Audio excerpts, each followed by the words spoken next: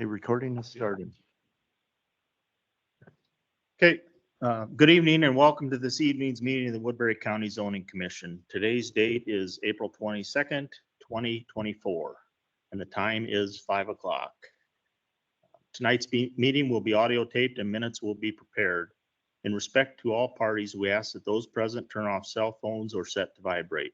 Those in attendance are asked to legibly complete the attendance sheet upon the front table. I would like to take a moment to review the procedures that the commission will follow tonight. First, the commission will handle the normal housekeeping agenda items. Then for each application on the agenda, I will open the public hearing on the item. The planning and zoning staff will then present the staff report, including staff recommendations. Any letters or other communication received from the public prior to the hearing will be entered into the record. The applicant will then have the opportunity to present his or her case and respond to the staff report. Next, we will hear comments from the public. If you would like to speak either in support of or against the application, you must come to the microphone. Please first state your name, address for the record, and all interested parties shall be heard, but repetitious comments should be avoided. Repetitious or irrelevant comments may be ruled out of order by the chair, and I ask that you remain respectful and courteous with your comments at all times. A limit of 3 minutes per person per comment. After all public comments have been heard, the staff and applicant may make a closing statement. The hearing shall then be closed by motion and vote. Thereafter, no further comments from the staff, public, or applicant may be heard unless asked for by the commission. The commission shall then deliberate the case and may ask questions of the applicant and the staff or any party offering testimony.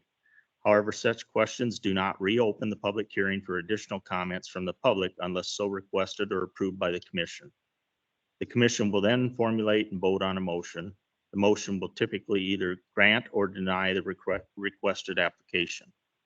Any commission member who has an ex parte communication to place in the record of the meeting should do so prior to the beginning of the deliberation of the respected agenda item. Go ahead and call the meeting to order. Move on to the second item, roll call. Let it be noted that Commissioners Hanson, Parker, and Bride are present. Is there anyone here with public comment on matters not on the agenda items? Seeing none, we'll move on to the next item on the agenda, the approval of the minutes of the meeting of 3/25/24. Did you have any additions? I make a motion to. Oh, sorry. Do you have any additions or corrections for the minutes? Then I would like to make a motion to approve those minutes. We have a motion. Do we have a second? Second. Motion by Parker, second by Hanson. Moving on to the next item of business, the public hearing action item for proposed minor subdivision, Yaqui Farm addition summary. And Dan, I'll let you read into the record. Yes, Peggy Ann Yaqui, who is here this evening in the back, has filed for a 2-lot minor subdivision on the properties identified as parcel number 874305300001 and parcel number 874306400002. The property is addressed at 2269 Lenox Avenue out near Anthem. The subdivision is being completed to reconfigure the property lines to establish 2 lots. The minor subdivision proposal has been properly noticed in Sioux City Journal's legal section on April 9th, 2024. The neighbors for subdivision when within 1,000 feet have been duly notified via an April 5th, 2024 letter about this evening's public hearing. Appropriate stakeholders, including government agencies, utilities, organizations, have been notified and requested to comment. The county engineer found the proposal in compliance code closure requirements and found that the lot has adequate access. You will see a memo in there where the county engineer made a comment about a call on the plat that was later corrected for the record in the packet, putting it back in appropriate order. This property is in the agricultural preservation zoning district. It's not located in the floodplain.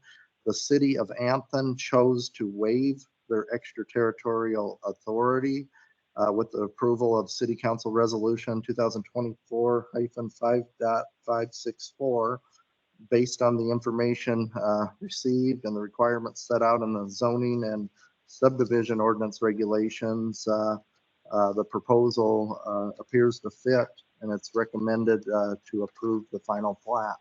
Like I said, Peggy is here tonight representing the client. Under the second item. Is Peggy, would you like to speak on the matter? Or anything to say?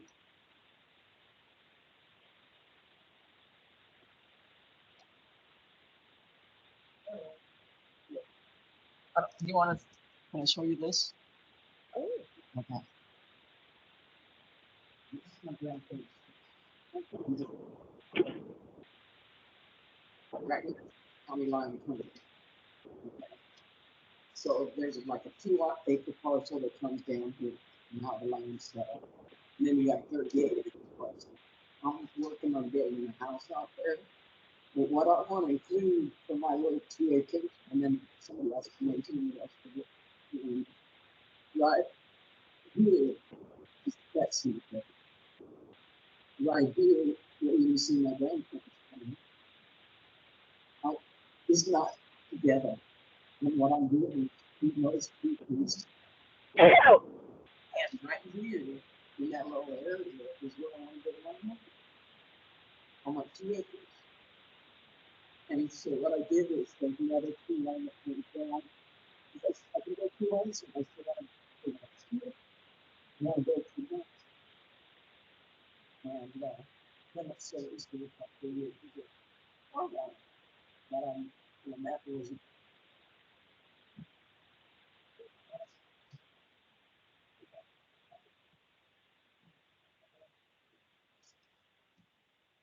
Thank you. Thank you. Is there anybody else here that has any comments or anything to say on this item agenda? Seeing none, I'll go ahead and close the public hearing and I would make a motion to approve the Yaki Farm Edition. public hearing. Close the public Oh, hearing. sorry. I'll make a motion to close the public hearing. We have a motion. I'll make a motion to close the public hearing. Second. We have a motion and a second. All those in favor say aye. Aye. Motion carries. I'd make a motion to approve the Yaki Farm Edition minor subdivision and recommend approval to the Woodbury County Board of Supervisors. I will second that. Okay, we have a motion by Jeff, a second by Barb. All those in favor say aye. Aye. All those opposed. Motion carries unanimously. Moving on to the next item on the agenda is a review of the conditional use permit application. Proposed waste composting site on parcel 864505400001 and parcel 864505400002. Okay, go for staff report, and if we have anything to introduce. Yes, again, this is a conditional use permit review session, and we have received 4 written comments since the printing of the packet. So I would like to ask the zoning commissioners to receive each of these individually on their own merits into the record. And I will read off the names that were received. And the first one was received from Glenna Kevis on April 18th. It's in an email format. It was received at 6:01 p.m. So I would ask if you'd consider entertaining a motion to receive Glenna's comments into the record. I'll make a motion to receive Glenna's comments into the record. We have a motion from Barb. Do we have a second? Second. Second from Jeff. All those in favor say aye. Aye. Motion carries. Move on to the next. Okay, another comment was from Diane Blankenship, received Thursday, April 18th, via email from 4:41 PM. And I would ask the same, but it be considered to be received into the record. I'll make a motion to receive the comments from Diane Blankenship. We have a motion from Barb. Do I hear a second? Second. Second from Jeff. All those in favor, say aye. Aye. Aye. Motion carries. Okay, the next one I've got is from Cheryl Tevis. It was received Thursday, April 18th at 1:29 PM. Also again via email. There's an email attachment as well, inclusive of the comments. So ask the same. I'll make a motion to include the email from Cheryl Pettis into our records. We have a motion from Barb. Do we have a second? Second. Second from Jeff. All those in favor say aye. Aye. Motion carries. Moving on to the next. The next one was received from Kim Solzberger Monday, April 22nd at 12:25 PM today. Again, email with attached comments, and I would ask the commission to consider receipt into the record. I will make a motion to receive these comments from Kim Solzberger into the record. We have a motion from Barb. Do I hear a second? Second. Second from Jeff. All those in favor say aye. Aye. Motion carries. Okay, Dan, go ahead. Okay, again, this is a zoning commission conditional use permit review session. The Woodbury Zoning Commission is charged with reviewing these conditional uses and preparing a recommendation to the Board of Adjustment, who will ultimately hold the official public hearing for consideration of the item. And they will vote and decide on the conditional use permit. Their meeting is scheduled on May 6th in this very room at 6 o'clock PM. And so this application is from Natural Fertilizers Products. The applicant associated with Natural Fertilizer Products is Abe Sandquist. He's here tonight, as well as the property owner is Timothy A. Erickson, the property owner. They filed this conditional use permit application to use the parcels designated as parcel number 8645-054-00001 and parcel number 8645-054-00002 as a waste composting site. There is an address at the property, 2553 Old Highway 141, at Hornick address, 51026. The proposed location is east side of Old Highway 141. It's about a quarter mile north of the point where 290th Street intersects Old 141, Highway 141. The proposal's been noticed in the Journal legal section on April 18th in anticipation for the Board of Adjustment public hearing. The neighbors under a conditional use, the regulatory distance is 500 feet. We're notified with a April 17th letter about the May 6th, 2024 Board of Adjustment public hearing. Appropriate stakeholders, including government agencies, utilities, and organizations have been requested to comment. The property is located in the Agricultural Preservation Zoning District. Under section 3.03.4, the land use summary table of land uses in each zoning district in the ordinance, waste composting is an authorized consideration for a conditional use within the respective zoning district. As far as the applicant, staff has kind of prepared a list of items that should be considered. The applicant has, and I'll have to let the applicant speak, but is applying for this as they consider to purchase the property and have this waste composting site. They're looking at meeting several thresholds with the DNR and other government agencies. So they kind of need to see whether or not this will fit with the county as a way to see if it fits the conditional use permit criteria in order to, in other words, there's contingencies and things that would have to be looked at. for the approval process. So this time I would suggest asking the applicant to discuss the application with us. Would the applicant like to come up and speak on behalf of this? Hey, Dan, are you able to mute those? Yeah, I'll try. Did you get my Yes. presentation? Are you, You mean supply these or you get the presentation? I can put that up if you request. Either way. It's okay. I can just talk about it here too. So The- There is a PowerPoint slide, so, Does this have to be introduced or yeah, if you would want to accept? accept those into the record, you can. You want a motion on that? Yeah. Tom, I'd like to make a motion to receive this pamphlet brochure into the record. Okay, PowerPoint. we have a motion. Do I hear a second? Second. We have a second. All those in favor say aye. Aye. Aye. Motion carries. yeah, so You could introduce yourself to the mic, please. yep, Introduce- my name is Abraham Sandquist from Woodbine, Iowa.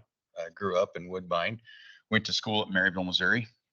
That's kind of part of my presentation here. But so after school, I went to be an agronomist. I'm going to introduce this concept. Okay, so I want to do real quick, introduce the concept, and then we'll talk about the siting. The one thing that I want to address right away is, like I said, we refer to this as a waste composting site. Okay, so when I was probably about 12 years old, an example here, I was mowing my grandma's yard. Okay, so she had a weed that I thought was a weed, and I mowed it over. Okay, I thought it was a weed. She thought it was a flower, and she reprimanded me and said, "Dave, that was a flower." And I said to Grandma, "That was a weed." And she said, "Well, a weed is only a plant out of place." Okay, so she said, "I wanted it there, so that was a flower to me." Okay, so a waste product is a byproduct. It's something out of place. Okay, if you look at, there are different kinds of waste. There are waste that should not be repurposed or reutilized. You can even call plastic or paper waste, but it's also recyclable. Okay, so we have an issue right now with different overseas getting fertilizer supply. Okay, so this is actually a grant funded project that is trying to create renewable fertilizer. Okay, so in other countries that we do this all the time. Europe is way far ahead of us on composting. They have hardly any waste that goes to the landfills. Okay, in the United States is not so far. So to kind of show where I'm at and where I've been in my life a little bit, to increase the credibility just a little bit. Working for the NRCS after college. Okay, so I was a soil conservationist and a nutrient management specialist. So I was working with large livestock facilities and helped them understand the need for managing nutrients. Okay, back then I was working with a guy, and this is 20 years ago, and the guy and I informed him that he cannot apply manure to his field any longer because the P indexes were too high. Potential for nutrient loss was there. So he said, "What should I do with it?" And I said, "Well, you should sell it to your neighbor." And he said, "If you think it's so easy to sell manure to a farmer, I want to see you do it."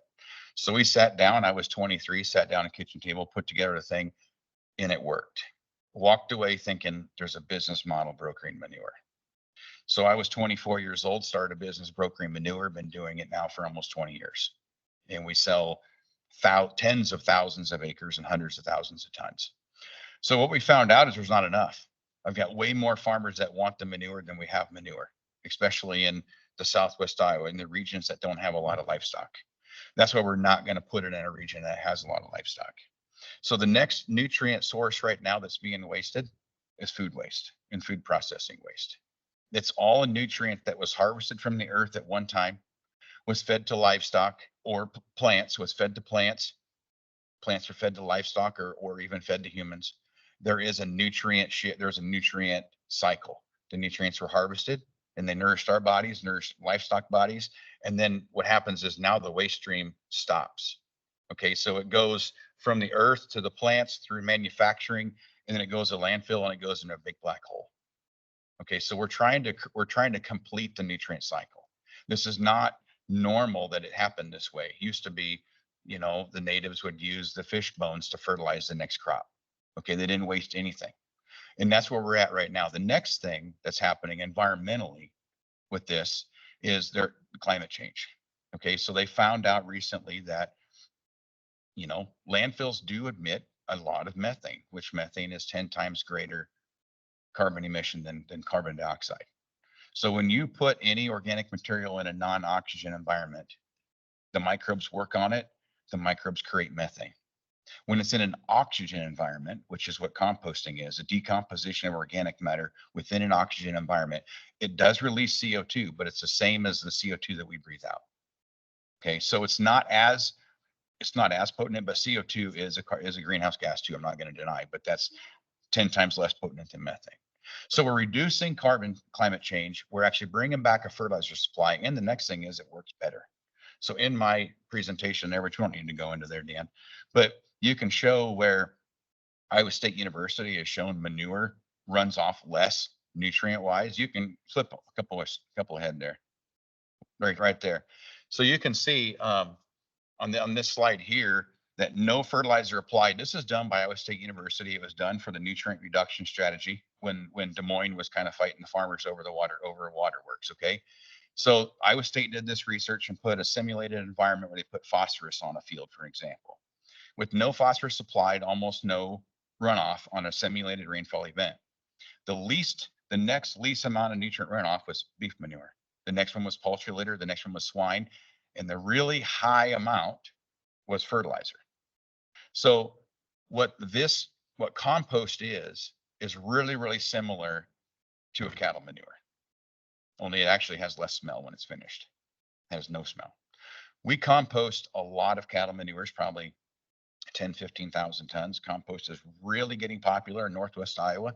A lot of the large livestock operations are composting, but nobody repurposes organic waste materials because exactly what I'm doing here today, because it's a process to go through. You have to have permits to do organic waste materials. You have to go through DNR regulations to do it. This is way more, the DNR is going to scrutinize this project more than any livestock facility. And that's fine, because I want to make sure I'm doing the right thing too. Okay, I mean, that's just part of the deal. So I didn't get in this. I feel like this is more of almost a mission for me than it is for anything. And I get it. I mean, who sells manure for a living, right? I mean, not very many people. Now it's becoming popular, but back then they didn't. So I think that this is the right path. It's the right thing to do. And it's going to happen, whether it happens today or it happens this year or in next 10 years from now. It's going to be here because it's needed. And I think it's almost going to be mandatory that these waste streams do not go to the landfill at some point. So that's the concept. That's where I'm at today. So we are talking about a site today. Okay. And I am looking for the ideal spot as well.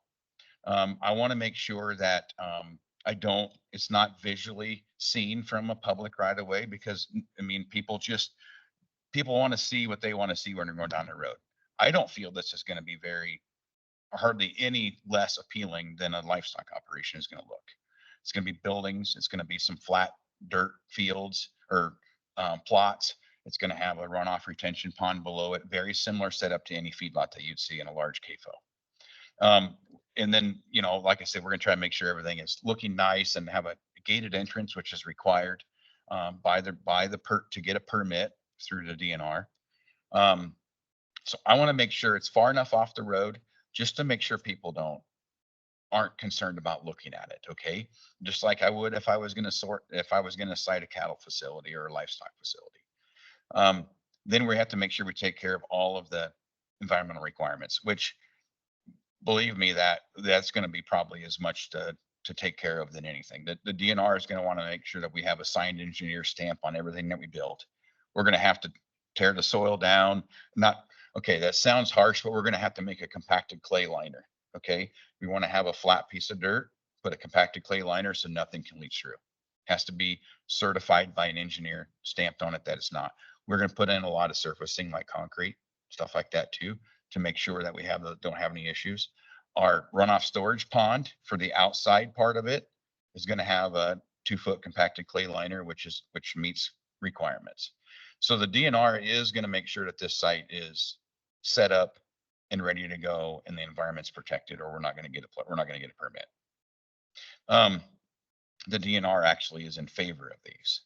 Okay, so I'm on in 2020, there was not a composting council. I've been working on this for probably 10 years. So we started a composting council in the state of Iowa. There is a US composting council. We're a chapter of that. I'm the vice chair of it. So in the last 4 years, we've actually been working a lot with state senators, with the DNR and getting the concept and everything put together. Everybody's in agreement on it. We're actually trying to move forward, but they're also changing the rules and modifying as we go. Okay.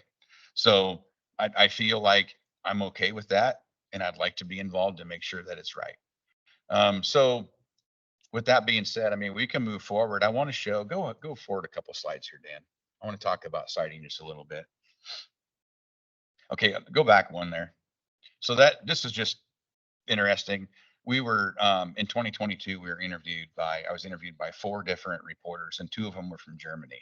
And because they're trying to figure out how is the United States going to feed us, feed Germany or feed Europe without any fertilizer, because when the Russian-Ukraine war came in, there was a supply chain disruption. Okay, so they I don't know how they talked to Iowa State, I think, but they figured out that we sell manure. And then right there it talks about right there in that publication, I said, yeah, we sell all the manure we can get, but we don't have enough. So that's part of it. Why don't you go ahead and move forward again, Dan, please.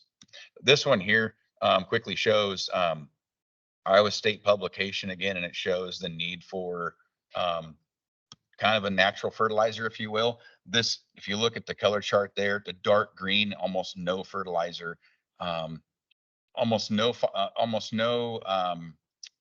fields are being fertilized with manure resources. And the red areas are almost all of them in that county.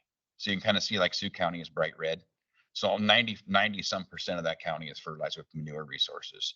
And you get over along the western side and you can see we're the least almost in the state besides Polk County, which is a city. So there's a need showing that we could utilize more manure. Why don't you go forward again, Dan, please? Another one. Okay, keep going. This is just documenting the cycle and showing, I think I talked about that. I think everybody gets it, the nutrient cycle. Go forward again, Dan. Okay, this here, EPA in 2018 showed there were 63 million tons of organic waste that was sent to, or food waste that was sent to the landfill, and only 2.5 million tons of it was composted. So we have a lot of stuff that we can keep out. We can really reduce the amount of these landfills filling up and reduce the amount of fertilizer being repurposed here in the United States if we just focus on it. But it's something new and it's coming. Please move forward again, Dan, and go again. I'm just finding the ones I want. Go again. Okay, so this is Iowa State University's compost site. I was there on Friday. I've been visiting with them quite a bit, trying to make sure we're doing it right. So on the right hand, on my right hand side, you can see the series of hoop buildings there. Iowa State actually compost their food waste from the university, and they compost some other food waste around the area. Then they compost their dairy manures and their grass clippings and all those type of things. And they have a local project that's been going on for about 10 years. Okay, this site here will generate probably around 15,000 tons of compost in a year with those 6 buildings. We may go, more buildings in the future as we move along, but obviously I want to kind of see how it's going to roll. And then I think these buildings are going to be a long-term something that we're going to want. It's just Iowa State has a bigger budget than the average for-profit company does. So what I want to show here too is in the slide to the left, clear down to the bottom, you can kind of see those buildings again, just one section up from the bottom. So you can see how close that is to Ames. And I was there last week. And if the product is mixed together right and you do the right recipe, there's almost no smell. So you can't really see it. So why don't you go to the next slide then, Dan? So this here is the site that I have currently, and you can see there's a town about 3 or 4 miles north. Again, this site is in the center of the page down the bottom. It looks like a small little site, and there's a town clear to the north. We've had this for about 8 years, and nobody's ever known it's there. People ask me where it's at, and I'm like, it's been around for 8 years, but you just go to the cell phone tower. There's a big cell phone tower on it. We compost mainly cattle manures here, and then we add some other ingredients to it as well. So this is more of an ag setup. So we don't need to have conditional use permits or anything like that. We just go right because it's all ag preserve. The day that we want to bring in food waste. I don't care if it's a truckload of banana peels or whatever it is. We can't do that unless we have a commercial composting permit. So, but you can see it's been around for a while. You don't know that. You have to take my word for that, but it is close to, it is 4 or 5 miles from the nearest town. And why don't you go to the next one here too, Dan? I can't remember what I had. Okay, this is the site that we have here. So I chose this site trying to find something that is on hard surface, because you don't want to have trucks going up and down a gravel road, because that's going to be as much maintenance for all of us, myself, and then also for the county. So you do want to be close to a hard surface if you can. You do want to be out of sight, out of mind. It's just the way it usually goes. So if you were on this site here, you could see going up that driveway. It's a decent sized driveway. We're going to make it bigger. We're going to make the access approachable. Obviously, we want to make it easy access to have 2-lane traffic with trucks or any vehicle. You go to the top, you'd see a scale house. You'd see a shop where we'd probably have some equipment. Person would pull across the scale, and they would drive into a commodities bay. I'm just kind of painting you guys a picture. Okay, so there's a commodities bay in there, similar you would see at a feedlot, and you dump in these different ingredients. We're going to sort them out by carbons and nitrogen sources. So we're going to have some manures or wood chips, beddings. We'll probably have to harvest stock bales and utilize those to kind of help with some things to get enough carbon source. The nitrogen source is a lot of times going to be your food waste and your food processing waste. So we would put all these in different categories. We'd mix up a ration based off of getting our carbon to nitrogen ratio and our moisture contents correct. When you have all of those things correct, then the microbes go to work right away. Within 24 hours, the heating process isn't started, and the smells are starting to go away, because they're changing from an anaerobic digestion to an aerobic digestion inside that pile. So from there, we're going to mix things up. We're going to lay it out either in buildings, because we'll have some buildings so we can do this stuff in the wintertime and not have to worry about snow and everything else. And if we have rainy periods, and then we'll have some outside rows as well, because they'll be more economical down the road. We may put in some more buildings. So the outside pile may be 6-7 acres big at the most, somewhere in that category. And we're going to compact it down so we don't let anything go through. It's like a 3% slope. And then we're going to catch it in that black line at the bottom, which would be a runoff storage pond. So we actually need moisture for this process. As the piles heat up, which they will shortly, then they'll be 140, 150 degrees, and they'll actually put off steam. So their moisture reduces. We have to add moisture back to it. So our plan is to utilize that runoff water back into our system again and recycle that through. If we have a rainy spell, then we'll probably use it as irrigation on the pasture or on some of the cropland. Down below that again, heading to the, which would be the east, at the property line, or even before then, we plan to construct another, it's going to be a secondary containment, just going to be like a pond, just to make sure that we're protecting downstream from us again. So it'd be a secondary if something ever happened, we got another capture. Trying to think about, and I guess, yeah, if there's any questions that you guys have, obviously, on the site. Lots of questions? I have lots of questions. Yeah, how many homes are within 500 feet of here? Nothing is within 500. Everything's further than 500. Yep, because Okay. I have to be that way for DNR would not permit it. Okay. What type of food waste do you get, and how do you got to make So sure those are pure plant-based, or right? Correct. Yep. So down the road, it could be food waste coming from, just schools and hospitals and everything else. That'll be down the road, which they're already doing that in California, but here maybe after we get the network going. Right now, it's gonna be food processing. So we do have a lot of food processors in Sioux City and on the western side of the Iowa. So you're talking like different bone meal products, different waste products from. Not animal products. It could be animal byproducts from a food processing plant. Okay. Correct. And those products are high in nitrogen, high in phosphorus. I mean, bones are calcium, phosphorus, sulfur, those type of things. So really there's nitrogen as well. So protein is nitrogen essentially. So, and those byproducts they are not harmful. They're a bone product that was, you know, it was harvested from livestock and they took the products that they need out of it. They used to say we used everything but the squeal. You know what I mean? And we don't. We've got one more thing that went to the landfill. Now we would use everything but the squeal. How do you guarantee your recipe to make sure it doesn't have odors? How do you process that? What if you do have an odor? How long will it take you to? To mitigate it. Yes. Yeah. So that's a great question. I mean, we're gonna have software to communicate with our guys. We're gonna have managers on site. We're gonna know up front what we have coming in for byproducts. Okay, so we're gonna know, like, I have this product and it has this much nitrogen in it. We're gonna need this much corn stalks, this much carbon sources, tree grindings, and we're gonna have to make sure that we manage the process. Like any business, if you don't manage the process, you won't get what you need for your product. So if there is a problem and there is a smell, then we have to have more carbon source. Now, the thing about smells is, as soon as I could show you, I wish I could probably take you guys to a site where we have taken some of this product already and mixed it with a carbon source, and you could walk right by it and you'd never even know it was there. But if you had it sitting over here, then you could smell it when you walk by.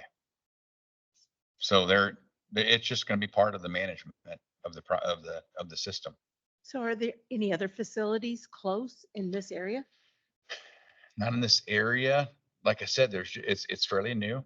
I mean, I could take you to one of our sites, or I could actually get some, if we wanted to go down that road, I could get some products that we're looking at and mix them and kind of show you guys side by side what they're going to be like. I mean, if we need to do that, we can definitely do that. Can I keep going? I'm sorry. No. So your end product, how do you package that? Do you truck it somewhere? Does it always go to farmers, to agricultural land? Is that? I'm a farmer at heart, so my main customer is going to be farmers.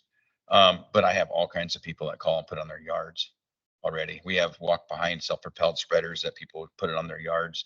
We actually have a pretty decent demand for that. You could probably make more money, but most of mine gets sold out in the fall for farmers.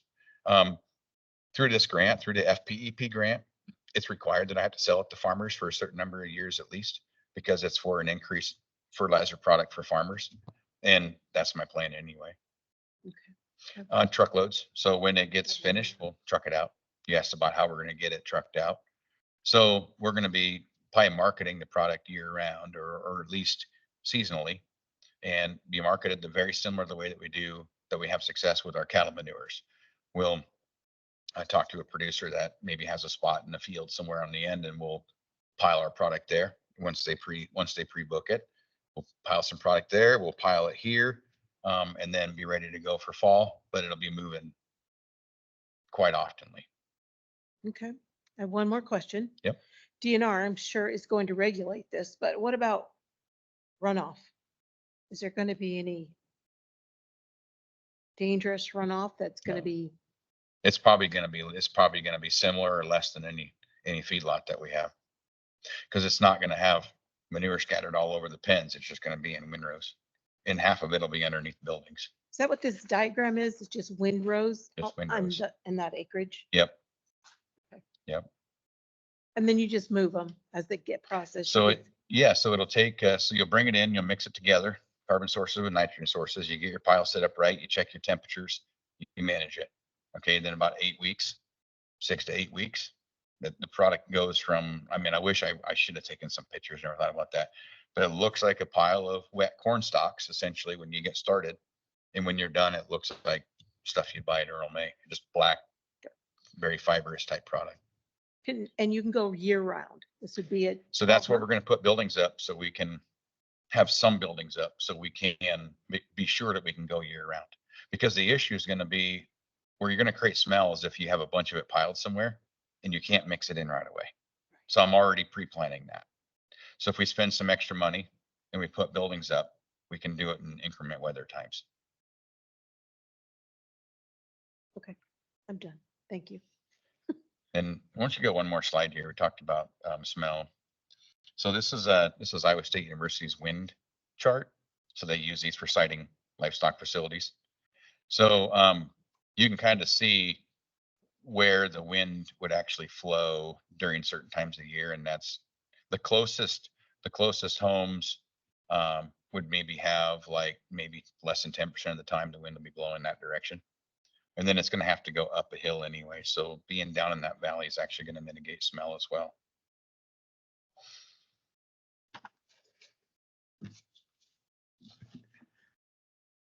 Have you had any conversations with the surrounding landowners?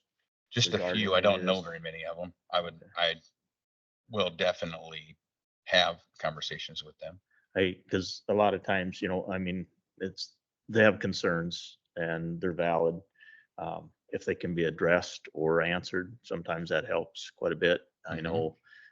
Is there any other precautions you can take as far as trees or any type of breaks to help even minimize further? So we would put up more windbreaks on actually the other site that we're looking at doing in more southern Iowa. We are going to put up windbreaks because there's no trees. We could put up more here, but there's trees everywhere. That's going to have a lot of natural windbreaks, and that's one thing that was appealing for the site. And the trees are already established, so if we build a new site, you might have to wait 10 years to get any windbreak, but these are already here. Ongoing operations, I'm assuming, DNR is going to be available to address issues down Correct. the road. Has there been anything in your last 8 years of operation that you've had issues with As far as that's another good during question. in your operation? Have you had issues that you've had to address or maybe had trouble addressing?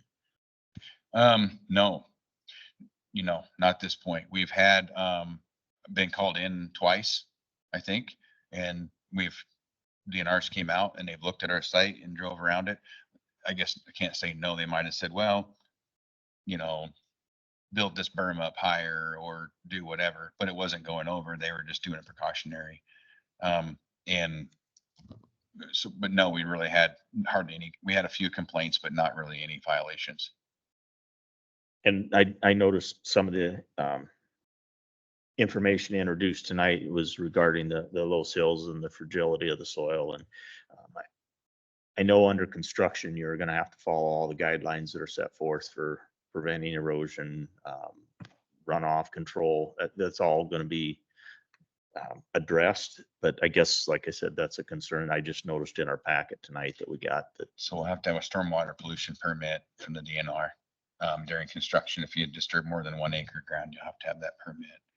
And so we'll have to have our silt fences and whatever to capture anything that runs off. What about increased truck traffic? What would that amount to above what you're currently So seeing? today, if we look at, I think I figured it's going to be at the most somewhere around 10, if you figure 250 days out of the year, because you're not running Saturdays and Sundays, you're probably looking at around 10 loads a day. Because this site's probably going to be projected to maybe bring in about 35,000 tons at this point, divided by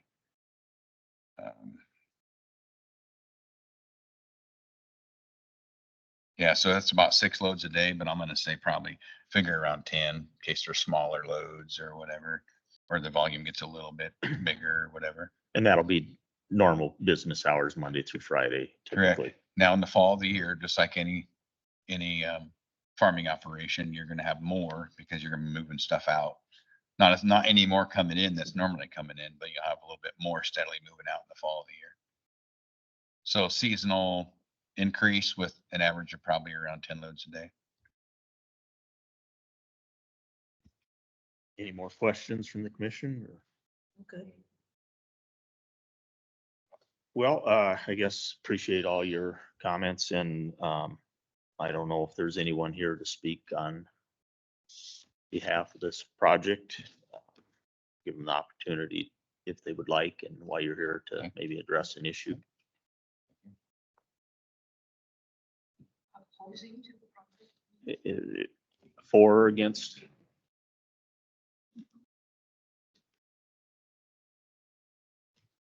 Thank you for listening to us. I'm Glenna Tevis. I'm the closest neighbor to the north. The property that I own adjoins the property that Mr. Erickson owns that's proposed. I have a couple of photos that I would show you if that's appropriate. Do I have a motion to receive those into evidence? I will make a motion to receive. Glenna. Have a motion, do we have a second? Second.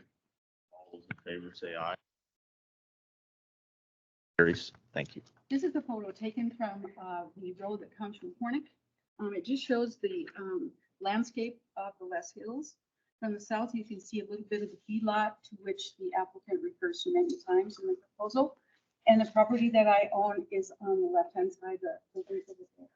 And there's a line that shows where the driveway going into this proposed project is. And this is a view of the driveway into the project and the proposal. And it's about 100-foot elevation from the road up to perhaps where these buildings are going to be, about 100 feet. And I'm showing you those just to see what the landscape looks like.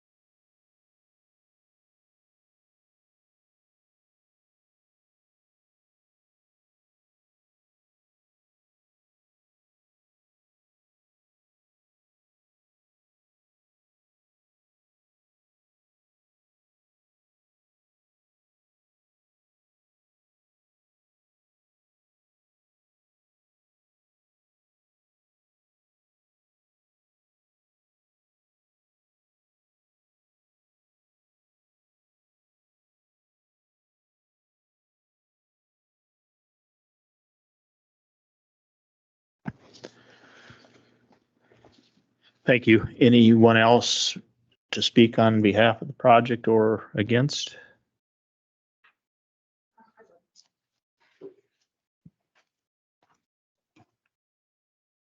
Hello, I'm Kim. Address of 2853. I provided this to you.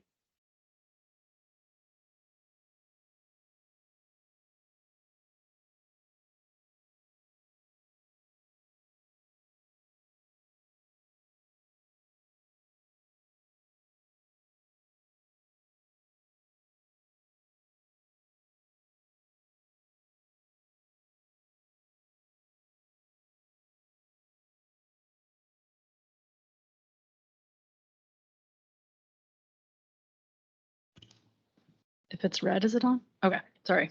Is it on? No, it wasn't.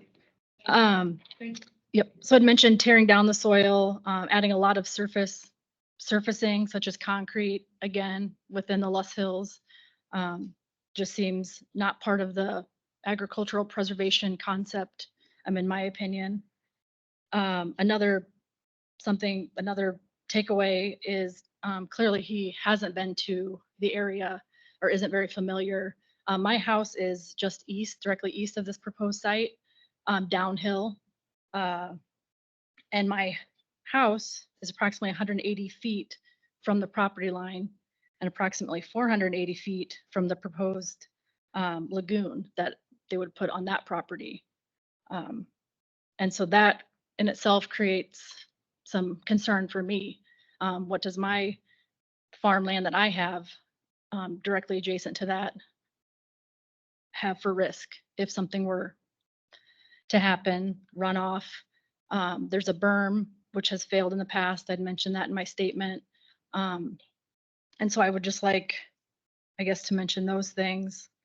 Also, I think it was perceived that it's manure, and the word manure kept coming up, but also it's other byproducts. There's other waste, food waste. I don't know that it was clearly defined what all types of waste will be hauled into that site. I guess that's concerning to me too. And so I think it's kind of being perceived that it's similar to a feedlot. In my opinion, it's not, and I guess that's his opinion that it is. But they're two different things. So that's all I have. Thank you.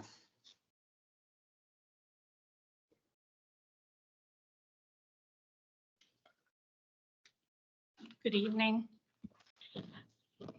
My name is Cheryl Tevis.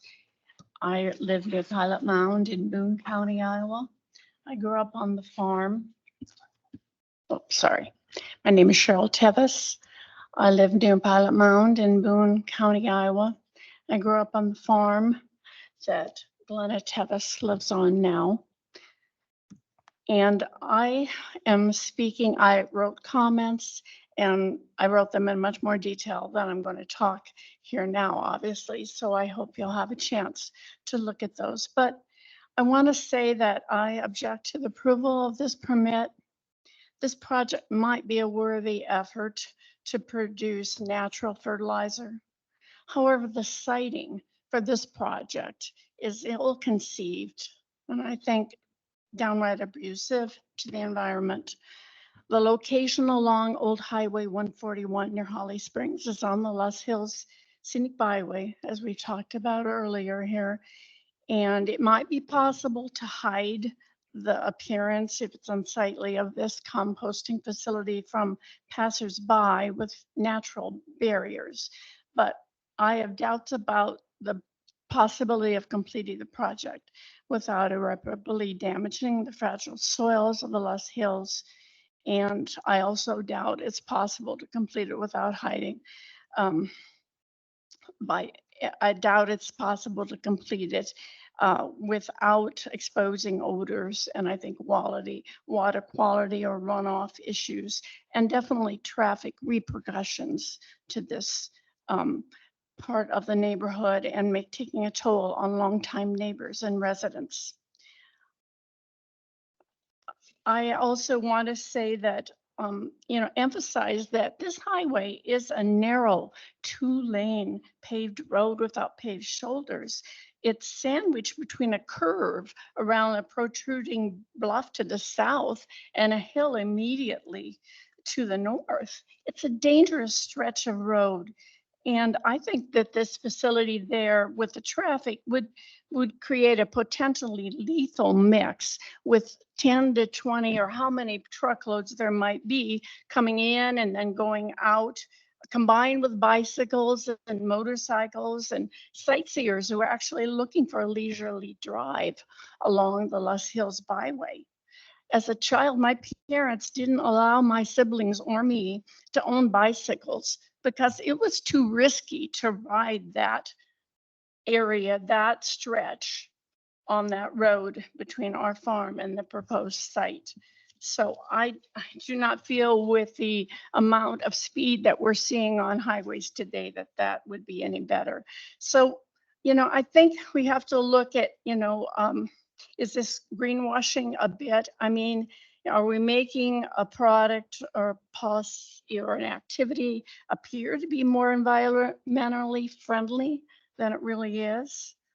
Natural fertilizers may be a worthy effort, but citing this in the Los Hills on an inadequate, dangerous roadway, and with just a nod to health and safety of humans and neighbors, it's not the approach I don't think a company would take that's truly interested in improving the environment or working with the community. So I think it would be difficult to find a less suitable site to locate this, and I strongly urge the board to deny this permit. Thank you very much for your consideration. Thank you.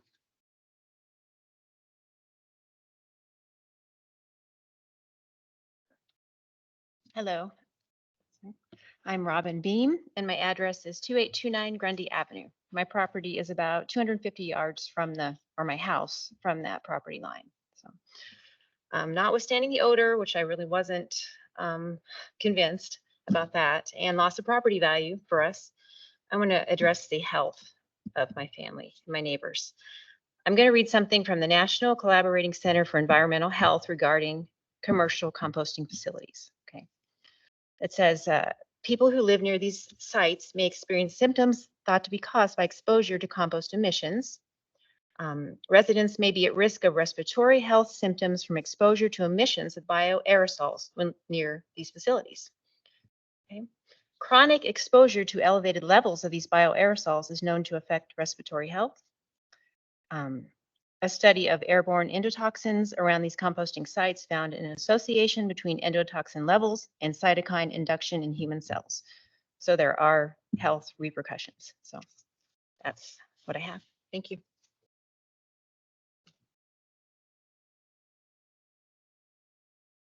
I'm Jess Beam. I live at 2829 Grundy Avenue. And I just wanted to ask you guys what you would think if this was being built about 1,000 feet from your house. I don't have anything against Mr. Sandquist, and I think it actually sounds like a pretty good business model.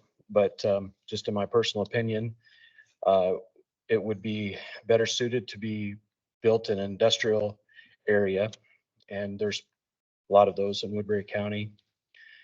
And I just wanted to, put yourselves in our shoes and, think about what that would mean to you and your family if that was being built close to your farm or house. Thanks.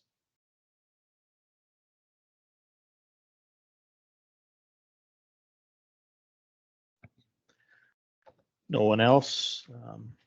Guess anyone on the phone that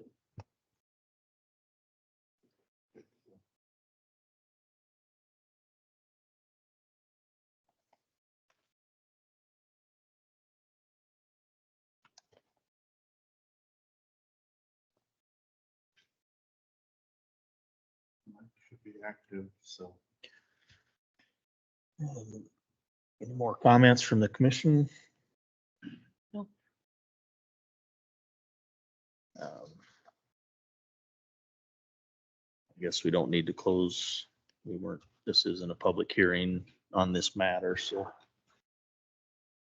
What's your thoughts? And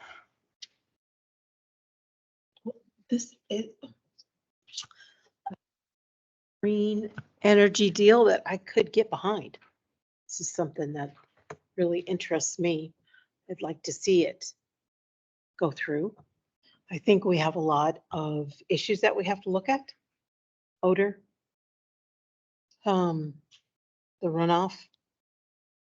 Are we in the Les Hills or are we on the road to the Les Hills? Is this actual? It's in the mapped area, okay. Those are my issues. I also think it's a good business approach. I don't feel like it's the correct location. I would agree with some of the comments that I feel it's more of a business activity, which would be more suitable in an industrial area. I also have concerns that we're missing 2 of our commission members. And I think it would be fair for both sides to have a full commission present to make this vote. But I also understand it can be challenging for you to take time off work, come to these meetings, travel to these meetings. And so I know I had asked Dan earlier if a deferral would be an option for tonight's vote. And I guess I would leave that up to the rest of the commission members if they feel it's important enough to have the rest of our membership in attendance to make this vote. I guess I would agree with Jeff on that comment that it's not just a minor issue we're going through here. The input that came forth tonight was valuable. I understand the concerns. I understand the want for the project, but I would agree with you on the fact that a full commission would be I would feel more comfortable. So is that a option, Dan? Can we defer this? And I do apologize too. That means another meeting. But I think everything needs to be heard and discussed. Any type of deferral is something you'd have to work out with the applicant, would be my understanding. Typically, I think in the past, the commission and the Board of Adjustment have, once something has come up to a vote, if there's less than, if we have 3 meeting the quorum versus 5, they've kind of brought that to the attention of the applicant and asked them how they feel about taking a recommendation now. There are definitely situations where we have the Board of this is a review meeting that launches the application into the Board of Adjustment. The Board of Adjustment actually facilitates the formal public hearing. Tonight is not a public hearing. So the Board of Adjustment, actually, it's their duty to take in comment from the public, even on a larger scale, and consider that as they have the recommendation. And so your part is to scrutinize the application, look at the data that's kind of before you now, and give them something kind of similar that the public is kind of giving you tonight as far as information as part of your recommendation. So once we kind of get those applications in there, I would say it'd be important to kind of consult with the applicant as well on their timeline, because I know that other jurisdictions have different regulations for the zoning commission. We're in that 4 to 20 day notification timeframe. And what we try to do as best as possible is catch the zoning commission date within there. Because when we send out the letters to the legals, for example, the May 6th meeting at the Board of Adjustment level is in the process where the letters have went out. The public have been told about that. They've been told about this as well. So each and every person that does apply for these applications are basically on the clock in that kind of time frame. So I would probably suggest the commission talk to or ask Mr. Sandquist about his timeline. And I guess just to clarify this, if he wants to move forward, we are tasked with a motion, yay or nay, for a recommendation to approve or deny this to the Board of Adjustment. Your recommendation can be laid out as you see fit for some of the needs that have been identified. I believe that the word conditional means conditional. There's conditions, there's contingencies, there's things that have been listed in the packet that can be brought to the commission and to the Board of Adjustments attention. And by laying out expectations that you have of the applicant. So if there was any kind of recommendation where, let's just say, for example, you entertain to approve it in some capacity with a list of type of conditions that you would see that are important to alert the Board of Adjustment about so that they can look at it as they study the case before them and see and explore it. So you could recommend a series of conditions that you want to be in front of the Board of Adjustment. Does that help you at all, or? Yes. Yes, we'd have to go through the list of conditional use permit. Do we have that here with us? Yeah, it's page 66. There we go.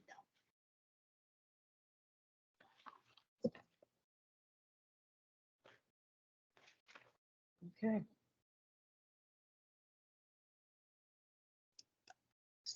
So sorry.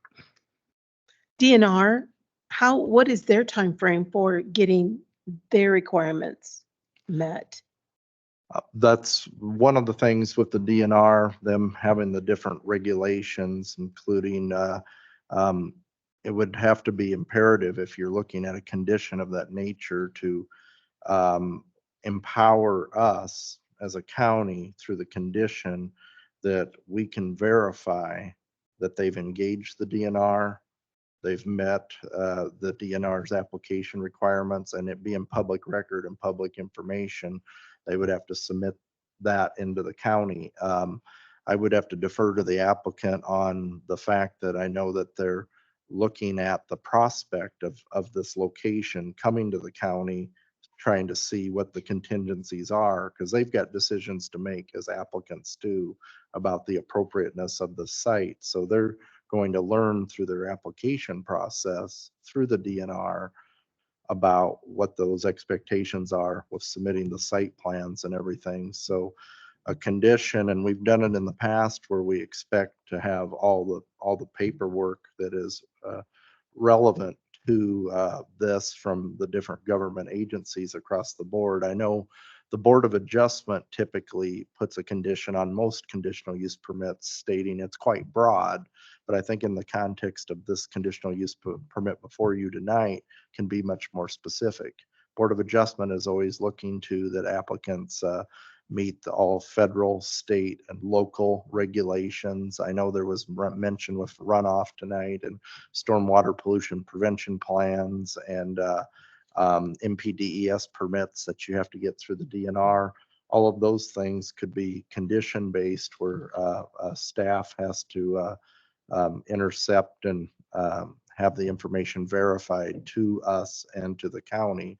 So conditions that you could set a list of objectives that they need to meet to gain access to that conditional use permit process. So the contingencies are that they need to meet this, and this before the conditional use permit could be valid. So that could be something that the Board of Adjustment could possibly institute. So the commission needs to look at these areas that are pointed out where there could possibly be, situations that require conditions, whether you're looking at operations, and I think we talked about screening a bit and breaks. There's lots of conditions that could possibly be utilized to mitigate any adverse effects on the area property owners. So you identify any potential deficiencies in an application, and the conditional use is meant to find ways to mitigate anything that could possibly be a adverse or an issue, I should say, towards someone. So that's typically how conditional uses have been addressed, but I think it's fair to say that there's a lot to this application as far as regulations outside of the county. They are coming to us up front. And so, as staff had mentioned, we would need some type of environmental study to understand the historical nature that was kind of put into the recommendations. So if anything, if there's going to be a conditional use permit recommended, it should likely have some stipulations of expectations or conditions for the Board of Adjustment to consider. Now, again, the Board of Adjustment, and so the public, we can be very clear, the actions of the zoning commission for their recommendation does not guarantee the permit. The Board of Adjustment has to scrutinize everything so that ultimately that falls upon the Board of Adjustment to take the advice. This is an advisory body in the context of conditional use permits based on a recommendation. So facts are still coming in, and they will come in. The public hearing again is at the May 6th meeting, and likely more information will be available at the Board of Adjustment. It's just the way that these meetings are designed. There's gaps between commission and up to the Board of Adjustment meetings. So we try to maximize the amount of information available, and the recommendation, possibly if you choose to do a recommendation with type of conditions in there, you're looking at ways to mitigate anything that you might see as a issue. So that's a.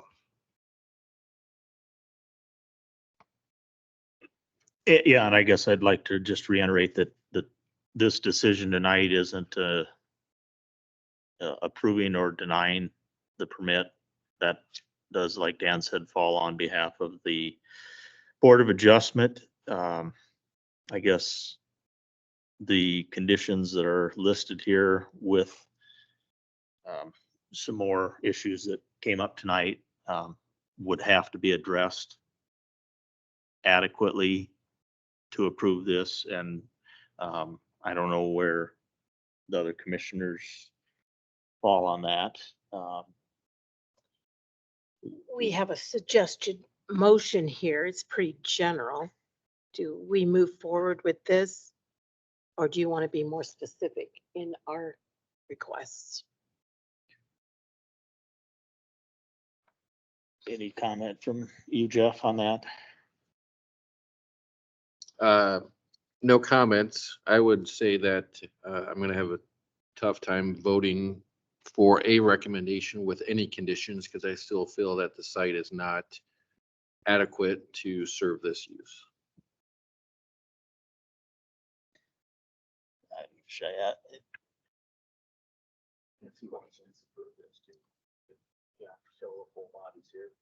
And if I may clear something, the ordinance basically says that, again, the public hearing is at the Board of Adjustment level.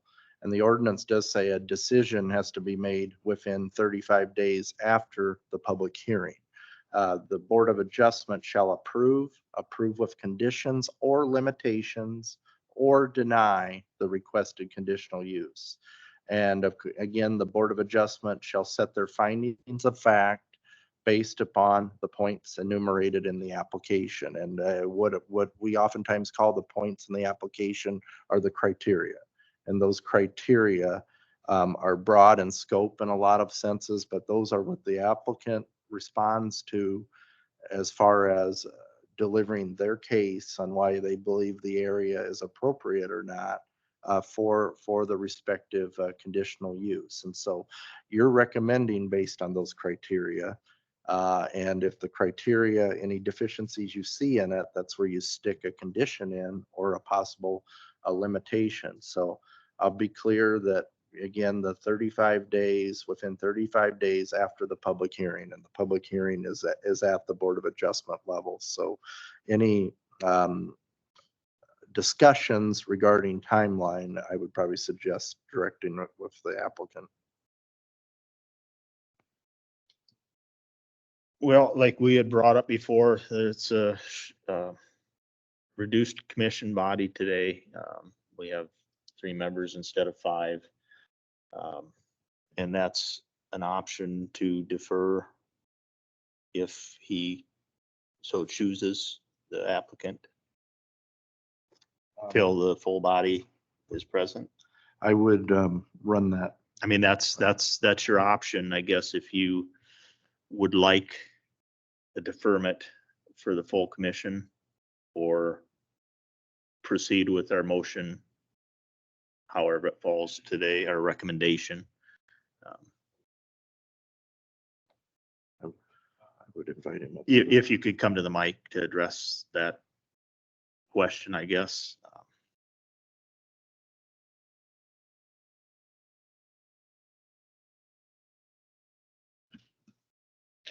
So the question is whether I would like you guys to vote today or defer until we have a larger committee. That's the Correct. question. We could proceed. It's quorum, so it's a 2-to-1 vote would move the motion forward, the recommendation. But like I said, that's your option to defer till the full body's here. I don't know, if 2 more commissioners, 2 more sets of ears. How many days would that be then to the next meeting with the full commission? It depends on scheduling. It could, the Board of Adjustment meeting is already publicized and it's been noticed and everything of that nature. We've got it would have to be pretty quick if you're to still meet the May 6th meeting. This review is not a public hearing, so it could be an agenda item, but it kind of tightens the time frame as far as if we were to probably reset, we would probably likely have to run into redoing the Board of Adjustment public hearing possibly. So that's kind of the challenge there. It probably would be nice to have a full commission here. So you have more people involved.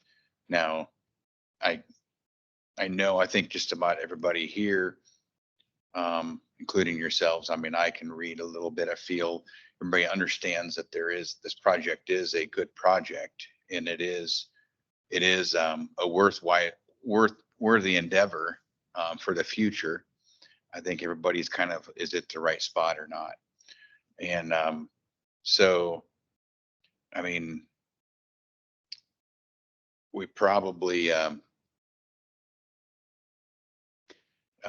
so if we vote on this, then we move forward to the next session. If we don't, then we probably would be better to have 5 commissions involved. So you have 5 people involved to make a motion.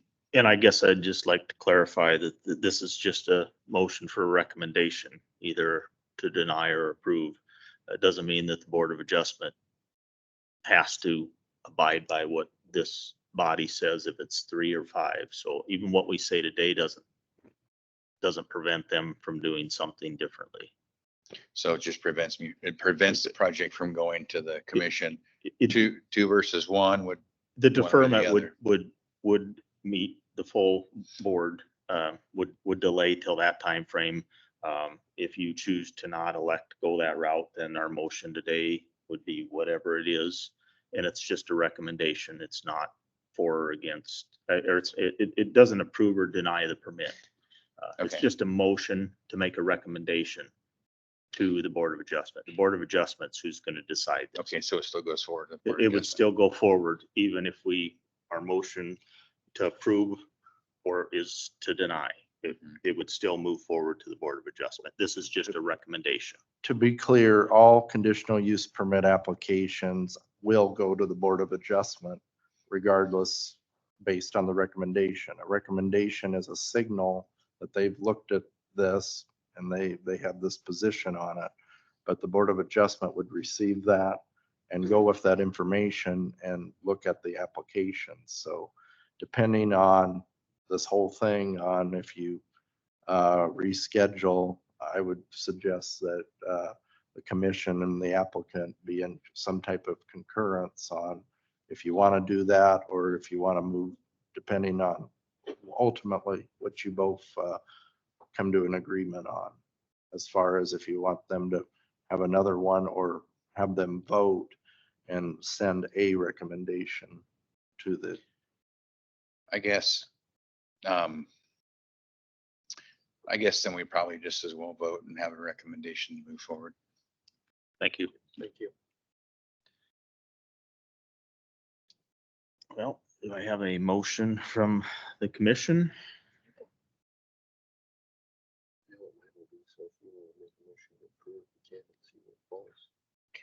Okay. I would like to make a motion to move forward with the project. There are a number of issues that I'd like to see addressed. I don't want, do I need to spell those out right now? Okay. Include that. All right, it would be the driveway, how to get, and the traffic. And the driveway would need to be built to accommodate that traffic. I'm concerned about the homes within the area, the odors which they are complaining about. Is there going to be any noise? Is there going to be extra noise on this site? It'd be truck noise. And payloaders, yeah. Okay. That might be an issue too that I'd like to see addressed. Also the type of food waste that I really would like to know what those type of food wastes are and the amount of odor they have. And the runoff, the waste runoff, how that's going to be protected and how the berms are going to be built.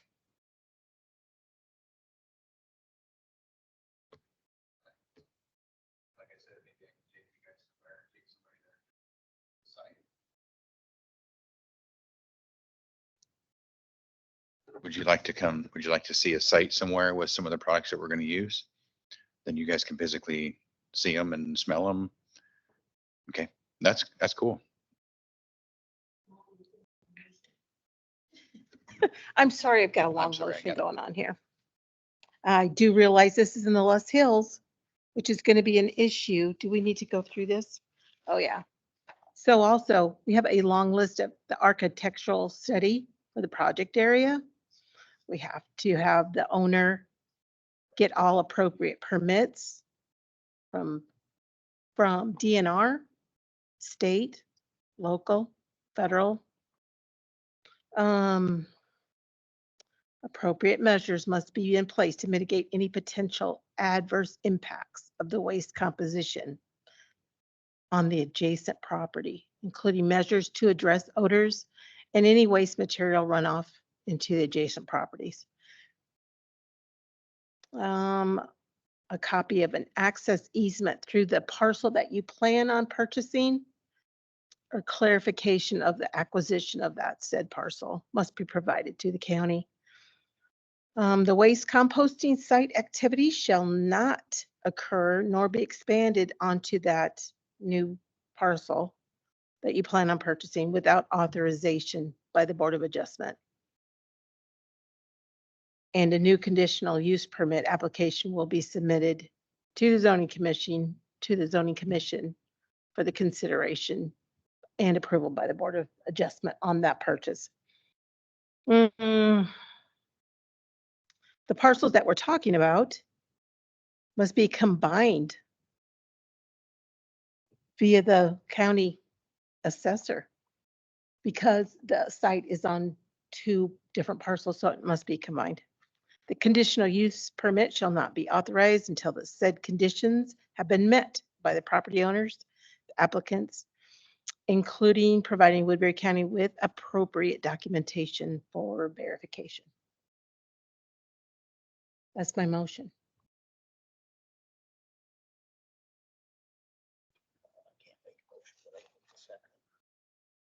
You can.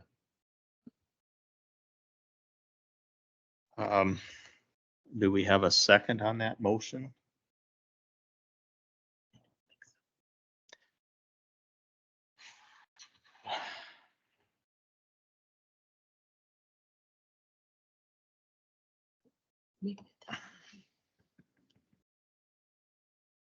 Sorry, I'm thinking here.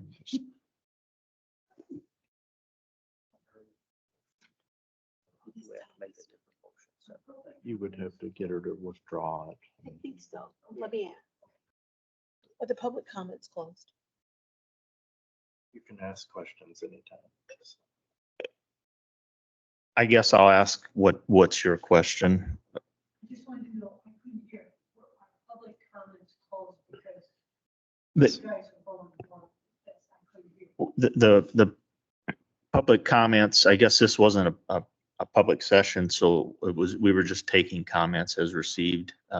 So my question to you is, do you have anything to add? Well, yes, I do.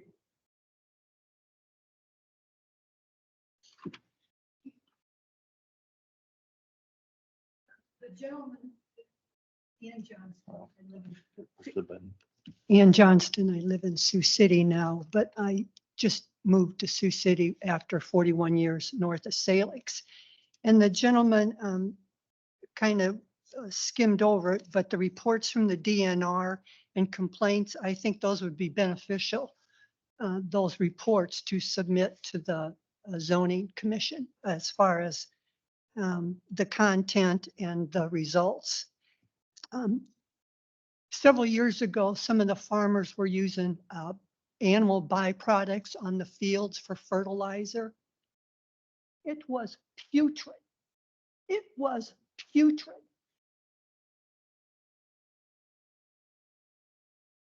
You couldn't go outside. It was putrid. It was supposed to be put on, it was supposed to be knifed in, but it wasn't. So then it stunk when they put it on in the fall. And then when the ground thawed in the spring, it was really bad. I mean, it was really bad. So yeah, I know DNR says control the odor. Yeah, the dairy barn south and east of us, yeah. It wasn't supposed to have any odor. The pig farm or the hog confinement further south than that wasn't supposed to have any odor. DNR was supposed to have control over that.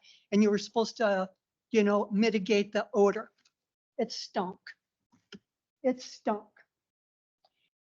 The mosquitoes and the flies from the manure could rotate all 4 tires on our pickup without using a jack. They were so big. Thank you. Thanks, Ian. Thank you. I guess Progress too, but I've lived with the smell. we have a motion. And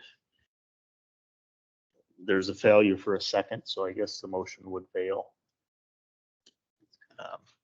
We have to ask for another. Do I have another motion? I would make a motion to recommend to the Board of Adjustment not to approve the conditional use permit for the waste composting site on the parcels identified on the application. Do we have a second? So what's the procedure? What is the procedure if we don't have a You can't second do on that. this? If you don't have a second, you just can keep going back and forth for a while. I'm not going to go back and forth for a while. I will second that motion. No discussion. Any discussion? My only comments would be, and I made those earlier, but in addition to those, anytime we talk about adding all the conditions, when we talk about screening requirements, to me, that just means it's not the right site. If we're looking at adding screening or odor control, then to me, we're just trying to put additional conditions to try to get it to fit in the area. And in this case, my personal opinion is it doesn't fit. And I think any screening that you can require still does not make it the correct site.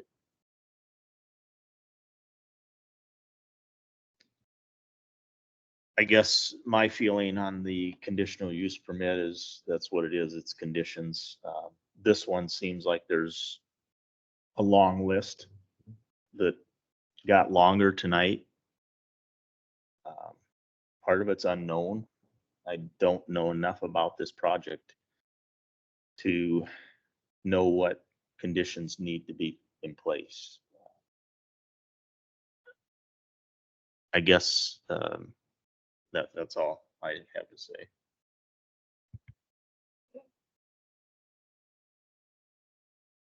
Do we need to ask for all in favor? We're at we have a motion by Jeff, second by Barb. All those in favor say aye. Aye. Aye. All those opposed, none. Motion carries for the recommendation presented by Mr. Hanson.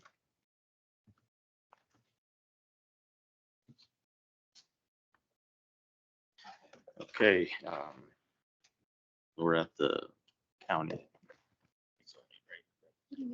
Goes on. Next item is the Kozo Spring Conference 2024 information item. And Dan, if you could give us a report on. Yes, within your packets, I provided some application material and agenda for the county zoning officials meeting.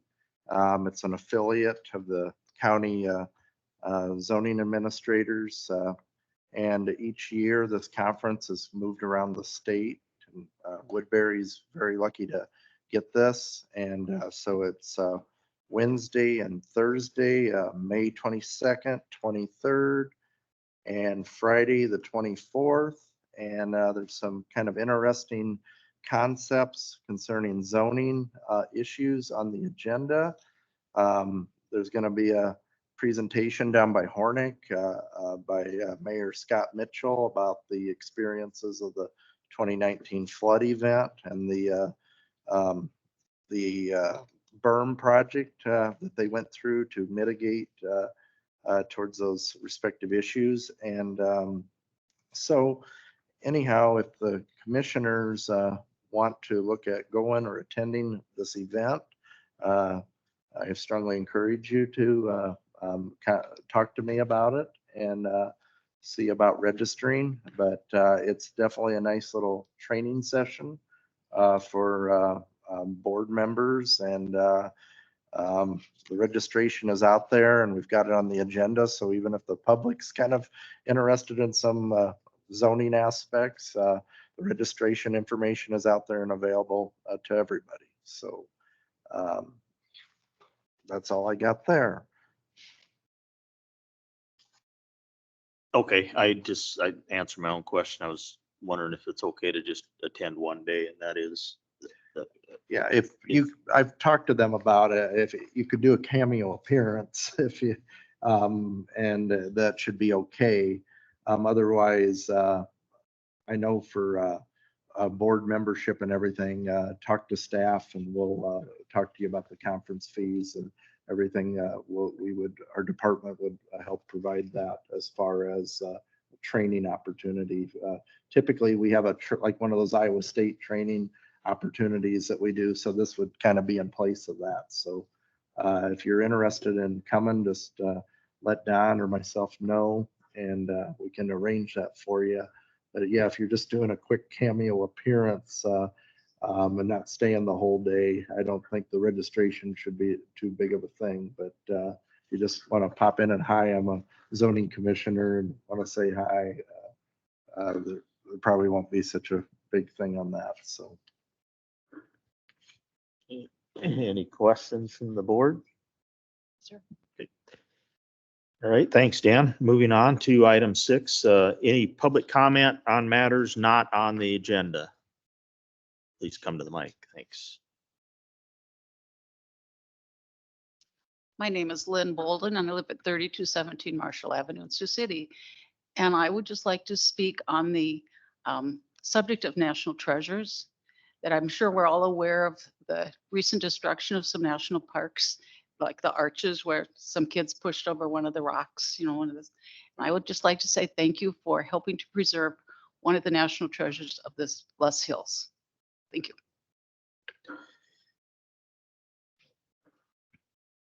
Anyone else?